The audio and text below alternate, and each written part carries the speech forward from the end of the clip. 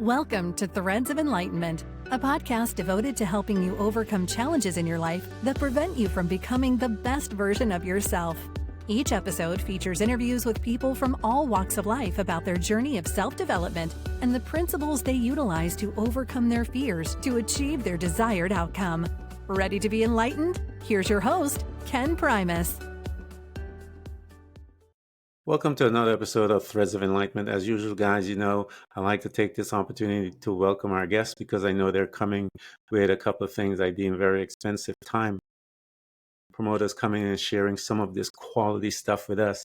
I always tell people, be acquainted of time. Learn how to respect time because it will tell you and everyone else about who you are, how you treat people, how you speak to others, how you relate to things. It will be exposed if you understand time or if you don't. The other is the journey. The journey, I keep telling people, is a powerful creator. It has created the individual that is before him. And we want to honor him and thank him for coming to Threads of Enlightenment to share what he has learned from his journey. And that stuff that he has learned, we want access to. What is that wisdom, knowledge, insight, so that you and I can become better human spirits while we're here on this planet. Promoter, thank you so much for coming to Threads of Enlightenment. Thank you, Ken. I'm so excited to be here on the show. Excellent, man. As I mentioned to you, this is the first question that I always threw and level at the guests to give them an opportunity to. I grew up in corporate America, if you will, and they told us our 30-second elevator speech, as they say. We have to do all of these different things. And so maybe that's where I got that programming from, man. But my question that I will throw to you is, how do you serve mankind? I'll give you a short answer and we can go deeper later. I help Definitely. people to achieve growth, meaning, and happiness through intrinsic goals. Well, that says it all, man. That is the shortest introduction. I actually love that answer. It is as they say, is concise and precise. One of the customs that we have here at Threads of Enlightenment is go back in. I tell people I love jumping into this time machine that is called the memory. And then a time machine, if you will, affords us to go back into the spaces that I tell people that we visit while we are here on this planet, as we are walking towards our quote unquote independence and to become our own individual. The very first space that we reside, people tell us that space is called the family. At the family, we have a couple of people that are in there. Mom and dad, we have siblings, some of us don't. But these two people are traumatized, man. They got hurt, they got damaged from all of the things that happened in their life and generations and all those other things. But they came packed with stuff.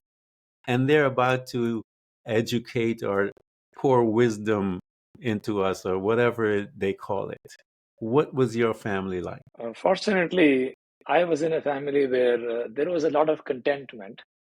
Back in India, a middle-class family, mostly teachers. Some of them are bankers, but mostly teachers in the family. My grandfather was a teacher. My father was a teacher.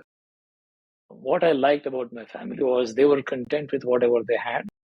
They were spiritual. They had a lot of religious beliefs and activities they were doing, but all in the service of being spiritual and going beyond what they were doing in this physical realm. So initially as a kid, I was wondering, what are these guys doing? What is the spirituality here? What are these religious activities they were doing?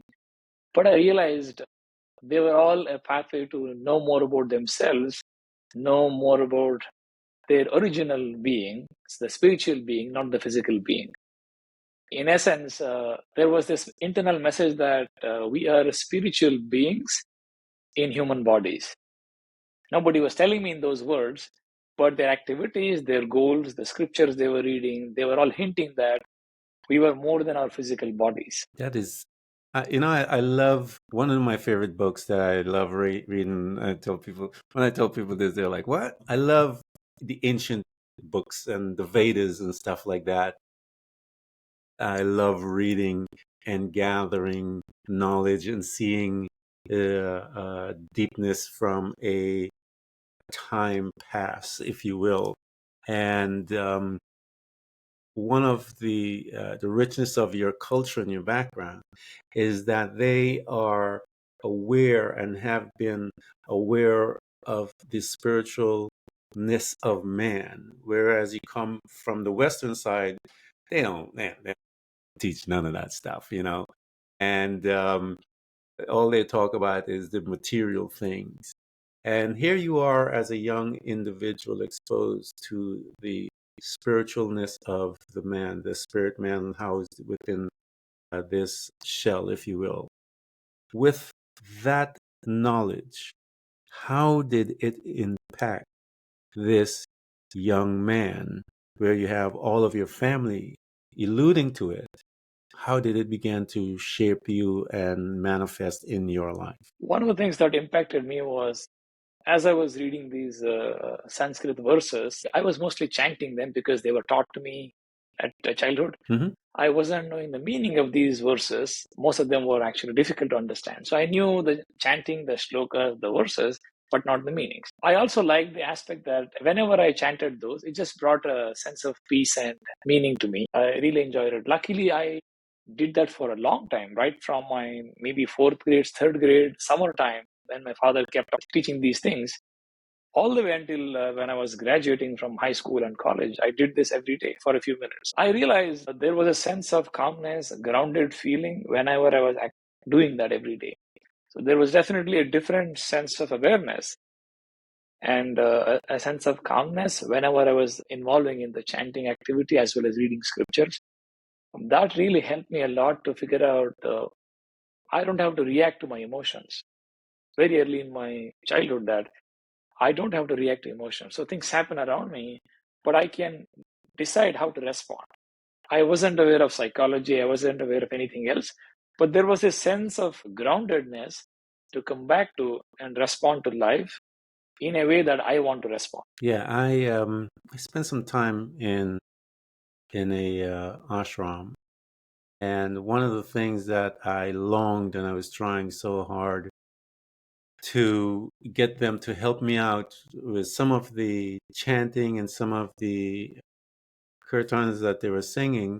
I had no understanding of the words and stuff like that, and I wanted understanding. I kept telling them I need to understand, because my concept was that I was trying to from where I was coming from, that I want to understand what I'm singing so that I can attach my faith, my belief to it.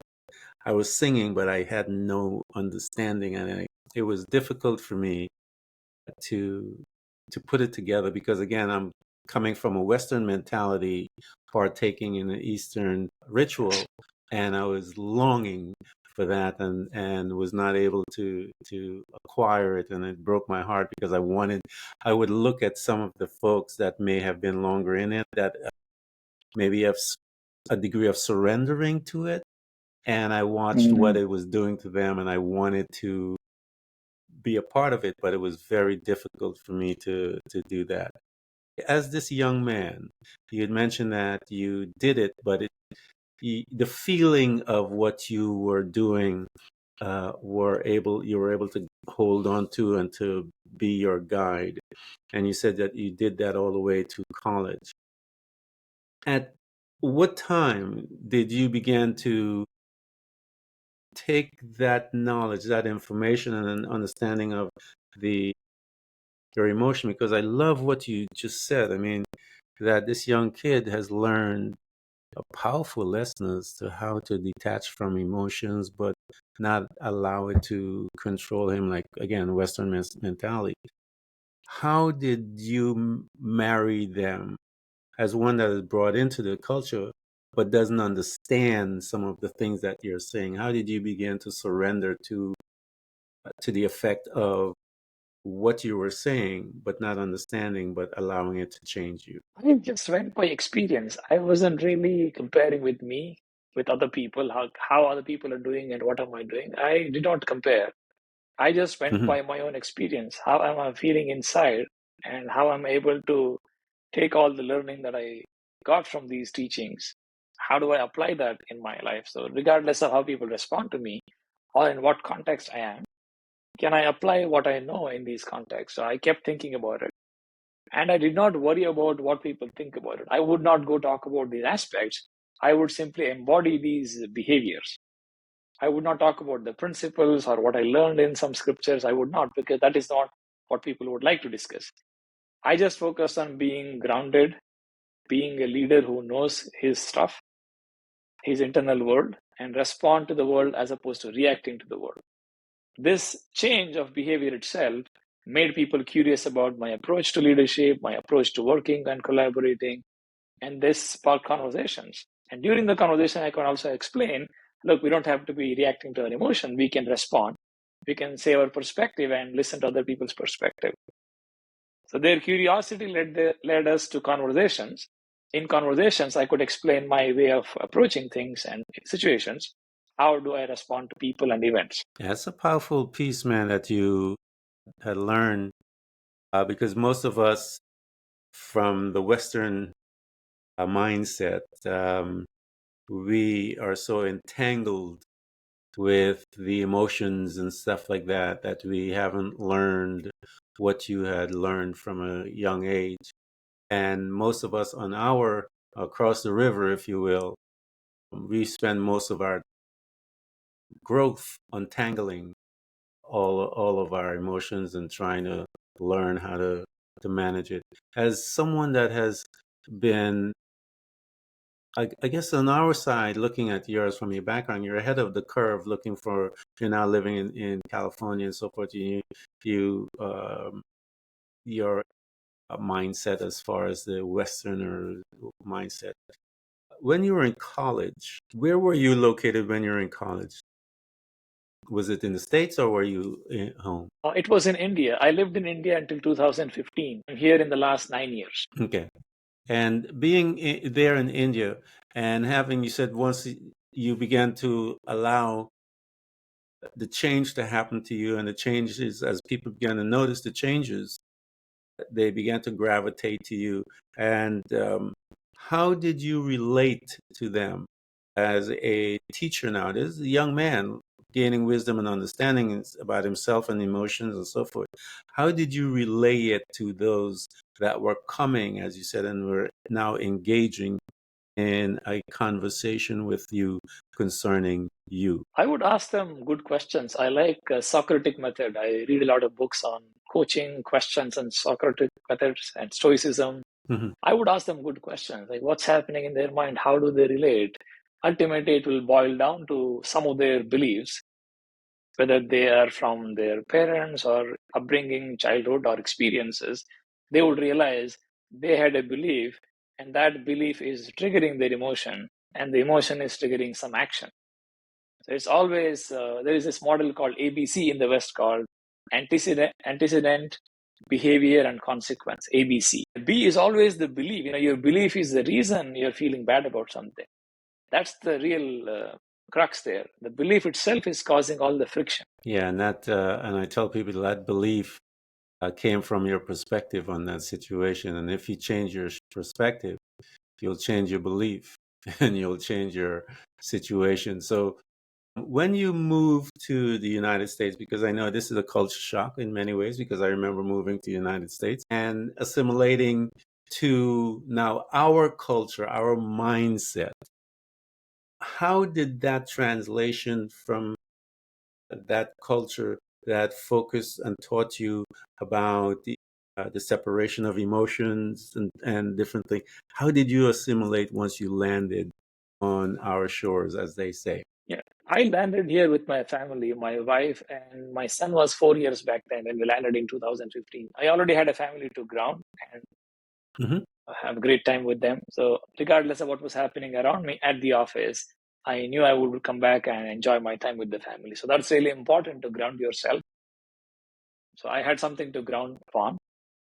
The second thing is I already knew I kept traveling to the US every year, at least once or twice since 2003. I was with Mm-hmm. Oracle, which is a software company. So since 2003, I've been coming here every year, at least once or twice. So I know the culture, I know how things work here. The one thing I learned very early is people have an individual mentality in the West, which means I matter a lot.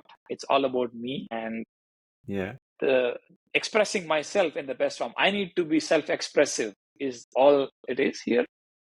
I had realized very early in my career that people are assertive. They want to assert themselves, which is fine. At the same time, we have to draw the line and say it's not all about me. There is something beyond me. And that is the reason I see a lot of people suffering. They may not have something to rely on. All these issue about loneliness and depression and not feeling great about their life, comparing to other people.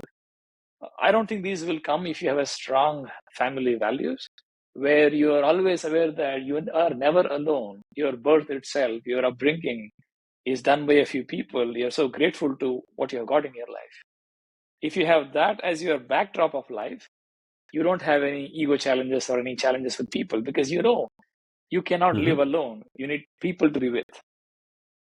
And Yeah, I it's a had that. I fascinating. had that back in India and then here.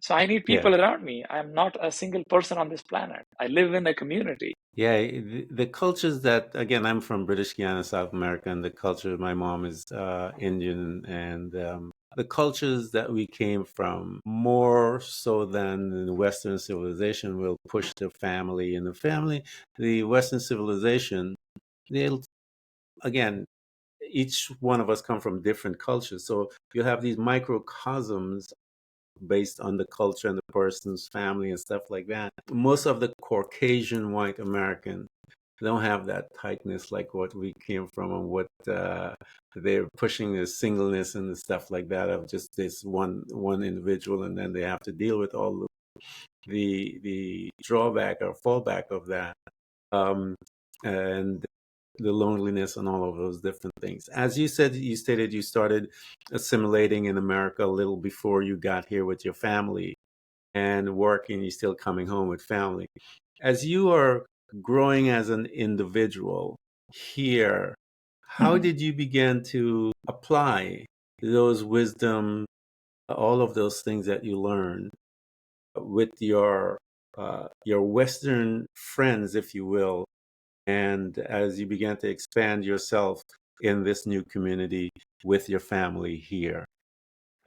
One thing I've learned is everybody has a perspective. We need to respect other people's perspective because of their background. That is something I've learned long back in my life. So whenever I talk to my colleagues or friends, acquaintances, I always ask great questions, listen to their perspective without any judgment, Hmm. and then share my perspective without any attachment or passion that they have to agree with my perspective. They have to accept my viewpoint. I don't have that view. So having this curiosity to know about them and having empathy that they might be different than I am, which is totally fine, and the detachment from proving myself correct or making them accept my viewpoint. If you follow these three things, you can live anywhere you want. You can have different perspectives. Others have different perspectives, but you can always find the common ground. What's common between us? And stay in the common ground to see how much can you keep expanding that common ground at work or in projects or in collaboration with people. Yeah, that's the fun part, isn't it?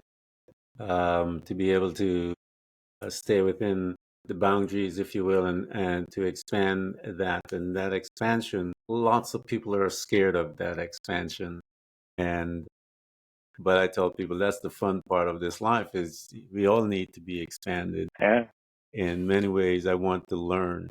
Now, as you came here and you began to see and have the conversation with folks that are here, your skill set that has been a part of you from day one, teaching people, coming to you, engaging in, and it's not going to leave.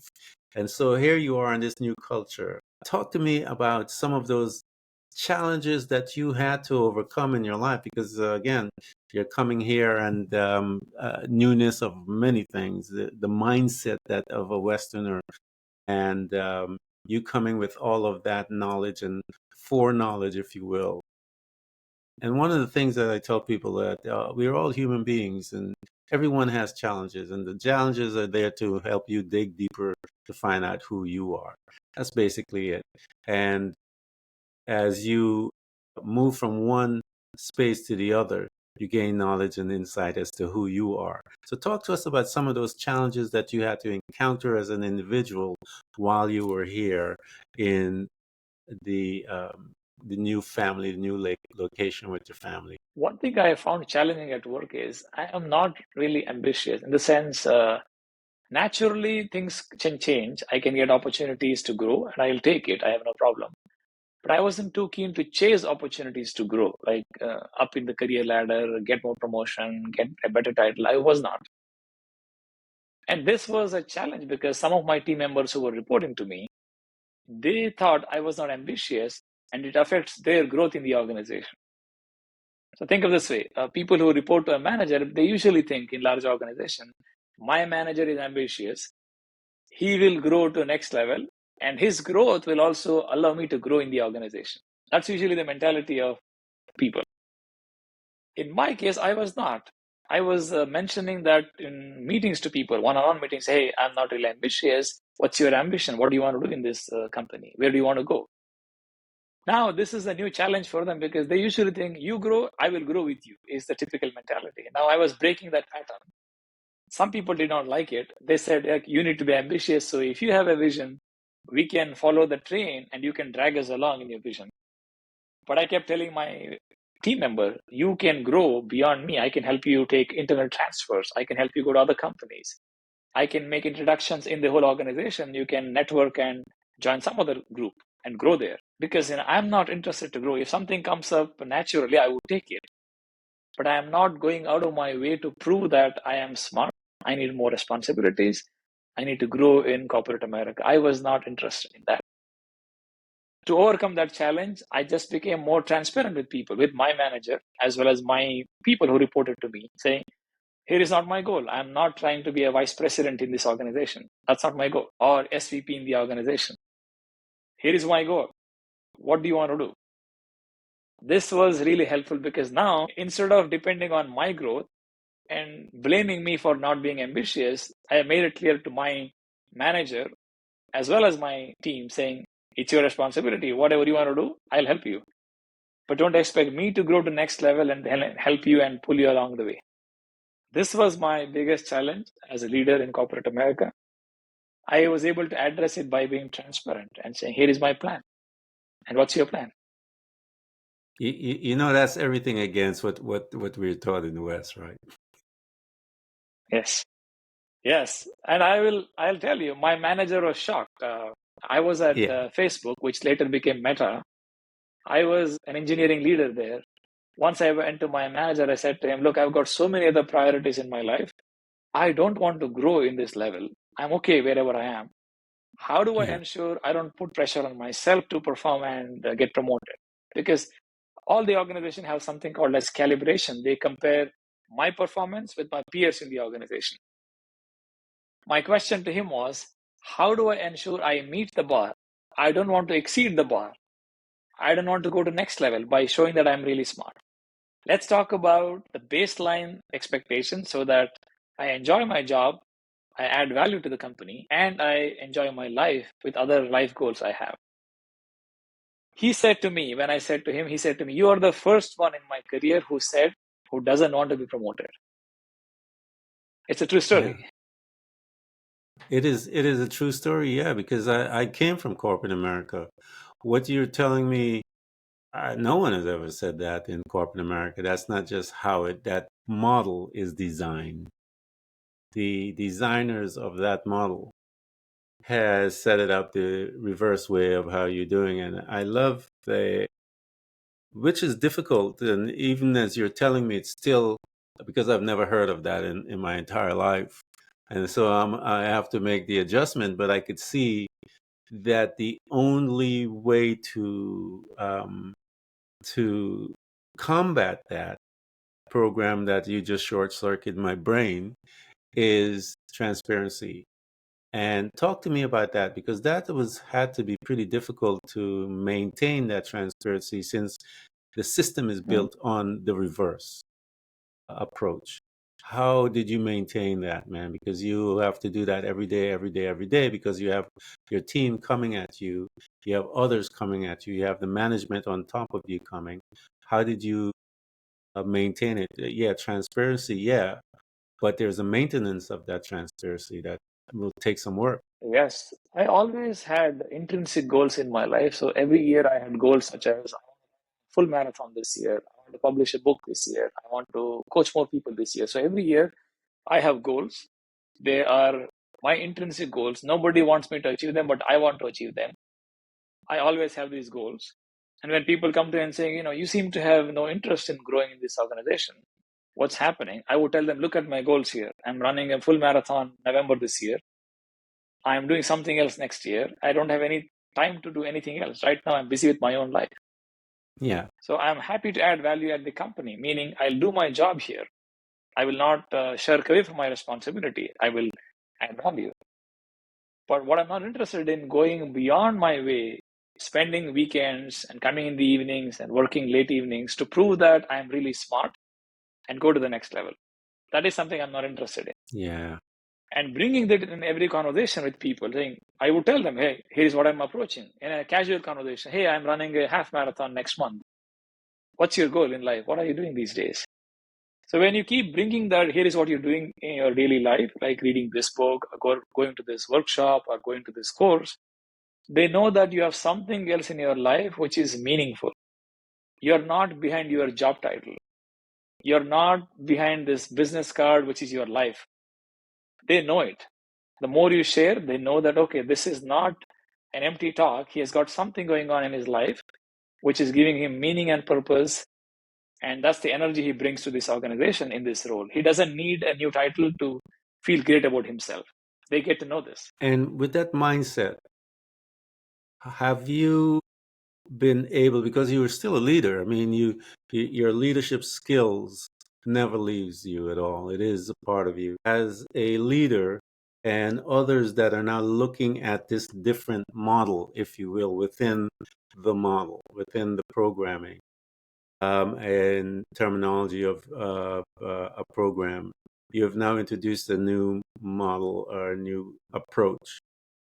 Did any of your coworkers affected and changed by what they saw in you? Many people changed. In fact, they liked it so much, they said, we had more managers like you or more leaders like you in the organization. Many of them came to me for one-to-one coaching and mentoring, both at Oracle as well as Facebook, where I worked in my career. Facebook became Meta later. In both organizations, people came and said, hey, you are different. You are definitely different from whatever I have seen. How are you different? How can you help other people? I taught courses on leadership, communication, storytelling, self awareness in both of those organizations, Oracle and Meta. So I took all my skills and strengths and said, how do I serve other people with my strengths? And all my workshops were pro bono. I wasn't getting money for these workshops because I was getting salary anyway.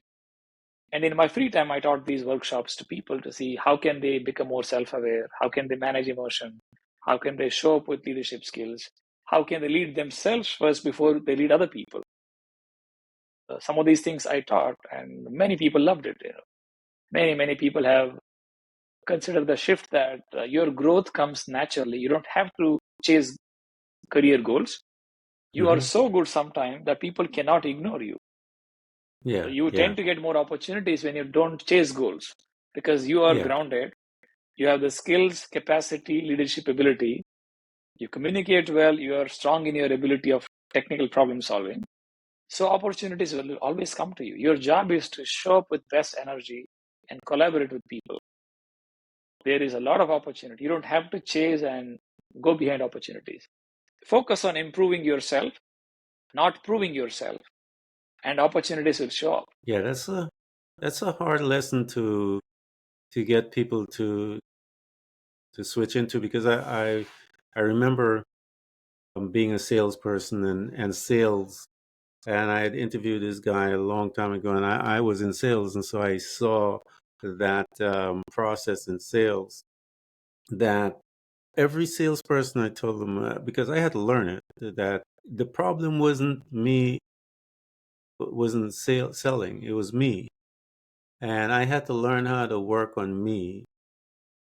As you said, I started getting grounded and all of these things, but what's common within sales? People.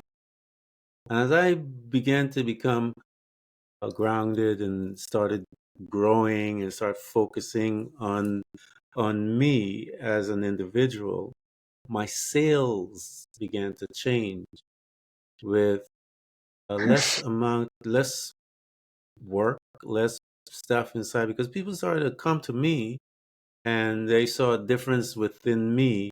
And as a result of the change happening with me, my surroundings change. And so when people tell me that they're having a difficult time concerning sales or something like that, I would tell them, look at you first, because it is it's you that is being mirrored, that something needs addressing, and once you address it, then you will see the change. So here you are, as you said, people begin to recognize you and honor you as you go through. As you were going through these things, you mentioned that that was one of your challenges that you had, and you overcame that by being transparent and so forth. As you have been putting aside the other sets of goals that you have bring in your life to achieve. Talk to me about the process that you have put in place to educate someone as to who they are, how to manage themselves. What is it, the skill sets that you are teaching, and at both of your positions that you were at, as far as teaching people how, what did that look like? I start with this awareness model. I call it as the ABC model of leadership development. A stands for awareness, B stands for behavioral change, C stands for continuous measurement and follow, ABC. In A, there are two aspects. One is self awareness. I have a battery of questions where they can see and reflect upon their life. How do they relate? What upsets them? What really brings joy in their life? So there is a list of questions we go through for self awareness. The second one is called other people's awareness, where we run a 360 feedback about individuals to see how do people perceive this individual. Let's say you are in my team and you're working with so many other people in the organization. We collect anonymous feedback about you based on a few questions to see how do you relate with people, how do you work with people, how do you connect with them. This anonymous feedback will also tell you how people perceive your behaviors. Your intentions may be different, but their perception may be totally different. So this combination of self-awareness and self-reflection exercises and anonymous 360 feedback, we compile them to figure out in the organization what's happening with you. What do people see you as? And what do you yourself see as, like as an individual? We take those two, a lot of time goes into that. We invest time to figure out what's happening. How are you relating with yourself and how are you relating with people? A lot of people love this activity because just by doing it, they get to know they never thought about this in probably 30, 40 years of their life, ever since they're born. All of a sudden, it's like a bright light of awareness about themselves. That is the first step we start. The next two steps are not difficult at all because it's a matter of, okay, what to change? That's not difficult. But this awareness itself is a big revelation for a lot of people. Yeah, that I tell people that's the beginning right there. When one becomes Yes. the observer, the one that looks inside and begins to question, you have just begun. And that's the place that most of us, because we are plugged in, like you're talking about, everyone is plugged in, man, until you begin to unplug them. And the quickest way to unplug someone is to throw a question to them. And most of them will say stuff like, Yes. I never thought of that. I didn't know that you could think that way. And all of these different things that you and I become familiar with as because we know from people saying to us. Mhm. We may have not said it out loud, but we were more introspective type of individuals that were always digging and digging and digging anyway, because of where we came from. But as you stated, when you began to deal with them seeing, what were some of the responses did you get from those individuals that had never ever looked at themselves until they got into their 30s, until you probed them to do that. What were some of those responses that you've heard that they said to you? Yeah. Some responses were things like, I cannot believe people perceive me this way. They thought they have a different intention, like they were kind, Yeah, honest, transparent, but the feedback from other people was totally different. They couldn't believe that. How is this disconnect? I think this way, but people think the other way. It was a huge yeah, shock to a lot of people. The second one also is sort of denial, saying they don't know what I'm doing, so I don't trust their feedback. This is all rubbish. Even though they know internally that they are yeah, people who rub off other people, they're always emotionally upset in meetings. It's just that they could not accept this feedback, sort of acceptance yeah, challenge. One is the shock, they cannot believe. The other one is they cannot accept. Also, some people were really excited to see that, okay, at least I know what people think about me. I can change. There's something going on. Maybe I get upset with this person all the time. They started thinking, why do I get upset? So they realized, okay, what next now? Now that I know, how do I get more into this? How do I go deep, understanding myself and change myself with interacting with those people? Next time I interact with that person, I want to be different. I want to be different this time, knowing this awareness of how they perceive me. So all sorts of responses, both positive and negative. But I always like people when they say anything. Any reaction is great because they need to know that people perceive them differently. So anything is great. yeah. And whenever they feel upset, I tell them Rumi's quote: "If you are irritated by every rub, how will your mirror be polished?" I love that. These three categories that you'd mentioned, and I know what the answers would be for that individual that is excited just to know and is wants to make those changes. Those that are a little more hardened, have you seen any of those that were a little hardened out of the two categories make that change? They did. It took a long time for them because for them it was difficult to go back and mend the relationship, meaning be different with other people. Their core belief was the other person is at fault. I'm always perfect was the core belief. Some of them also did not change. Even after working with me for 3 or 6 months, I know one or two Yeah. people at least who did not change. And I know the reason. Some of these are so hardened in their own way of being, they don't want to Yeah. change. Yeah. Sometimes they change for a couple of days, but they go back to their Hmm. original mode, something challenging for a few people. They don't realize that they are constantly reacting to their own thoughts, and thoughts are forming beliefs about people. Yeah. They can behave differently today, right at the moment. It's just that they think it takes a long time to change. It takes a long time to mend relationship because they believe some of these things are difficult. And the more they think about those beliefs, this is difficult, people are difficult, I cannot change, leadership is hard. When they continuously say these things, verbalize these thoughts, it's difficult to change because you are your word. Your word is your Yes. world, by the way. Your word is your world. You Yeah. cannot I change tell your people. world by not changing your Yeah. word. Yeah. I one of the things that I try to stress when I'm dealing with individuals, I always say to them, be very careful what you say because words are very powerful. I would tell them, be Absolutely. careful what you say because you are listening. You are literally listening and you are programming yourself. And you may not think you are, may not even know or aware of it, but those that have hardened their hearts, if you will, it's because mostly they have hardened themselves. And as you said, they said it takes a long time to heal. No, it doesn't. It takes as quick as you can release and heal and allow that healing. It's that quick. It doesn't take a long time. You just have to learn how to surrender to it. And so if you believe it takes a long time, yeah, it takes a long time.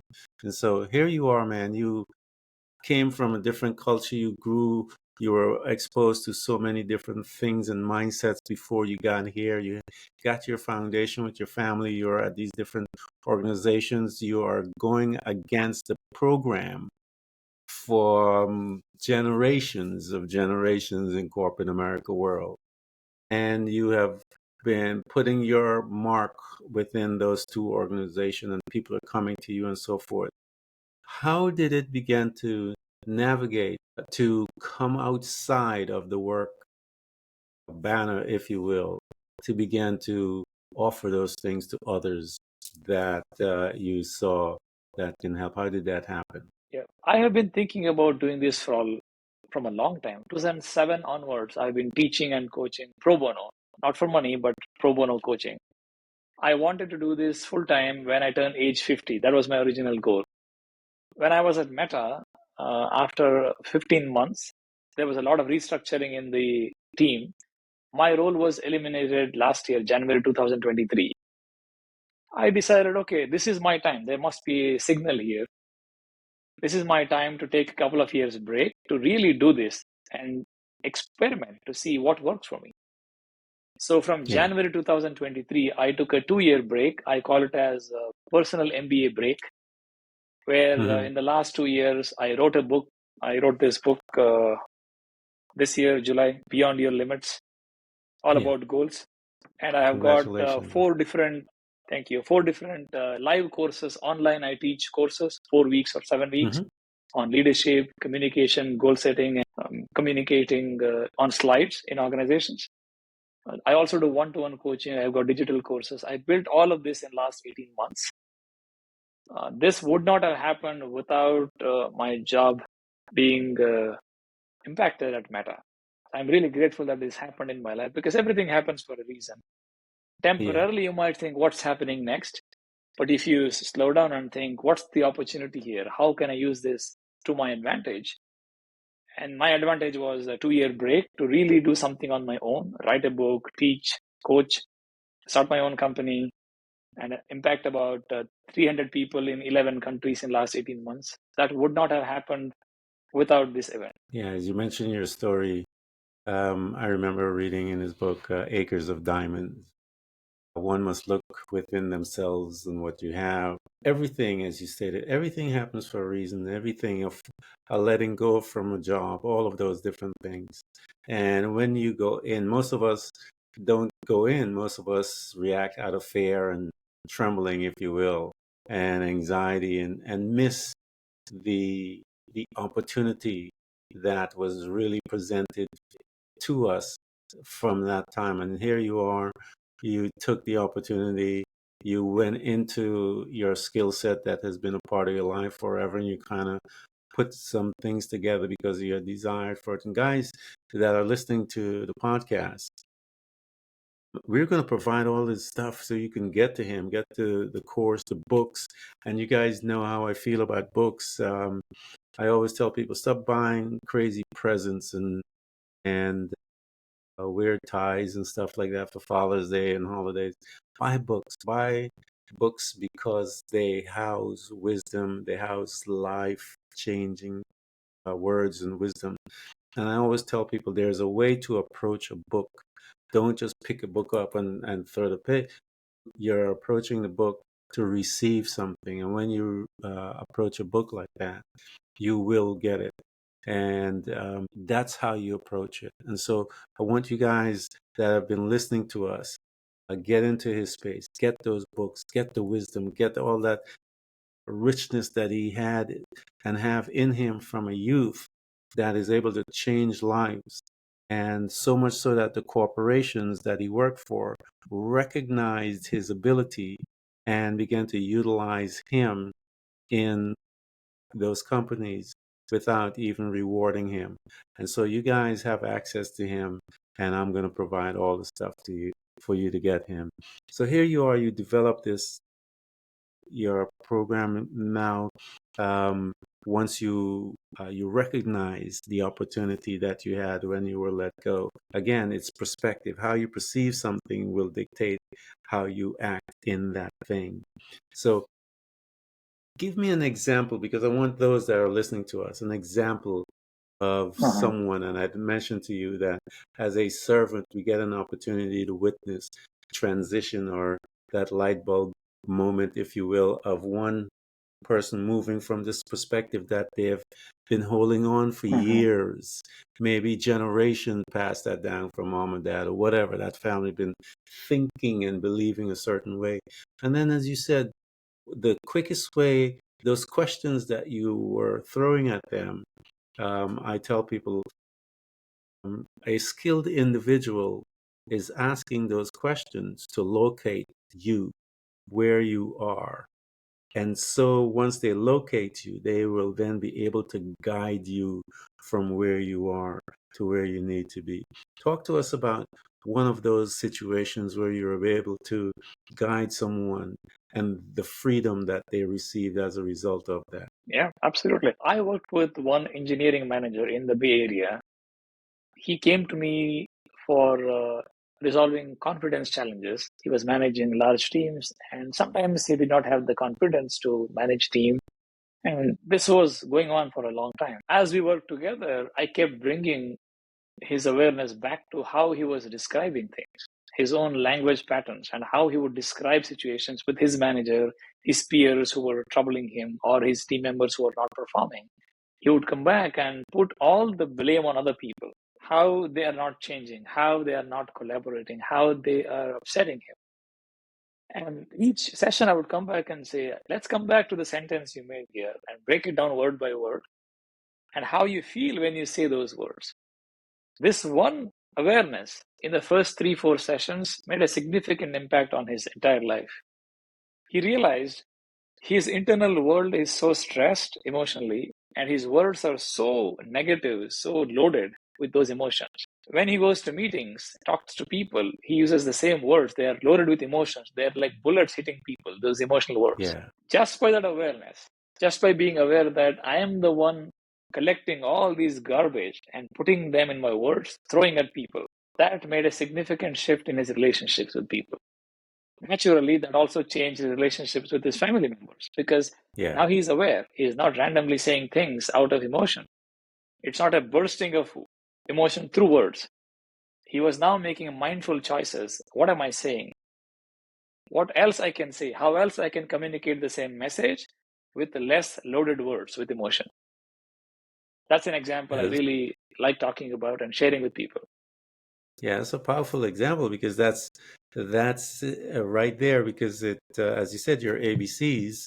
Once you start recognizing you and so forth, it will change that behavior.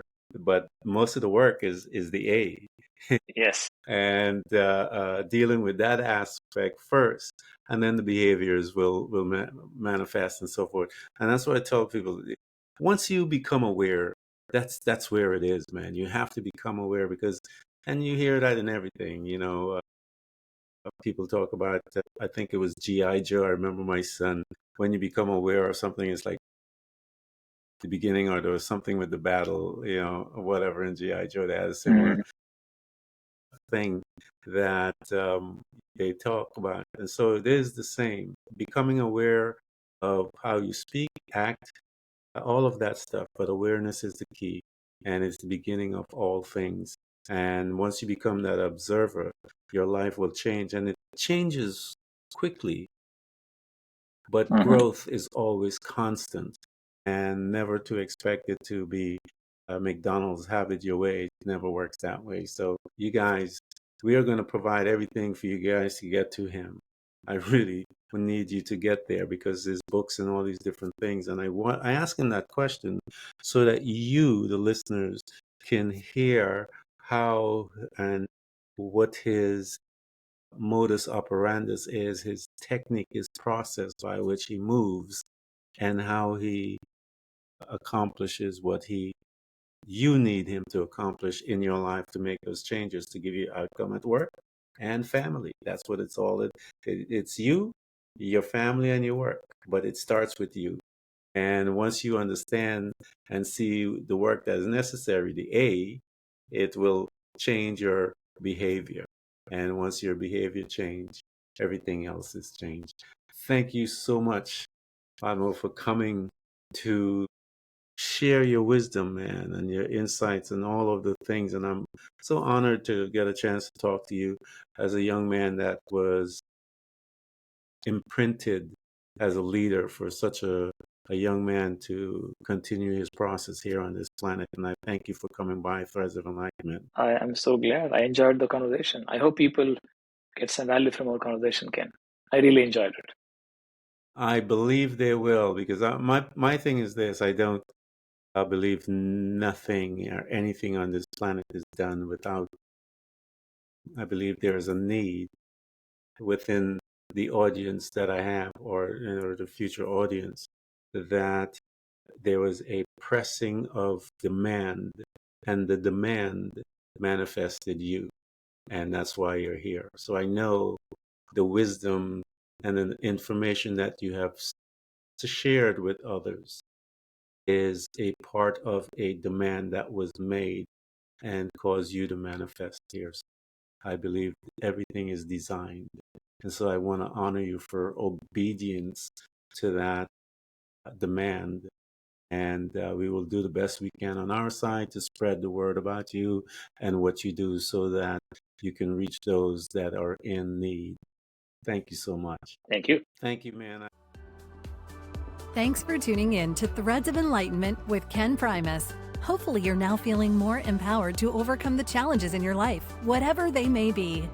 Share that inspiration with others by telling them about this podcast, rating it, and of course, remember to subscribe so you don't miss a single episode.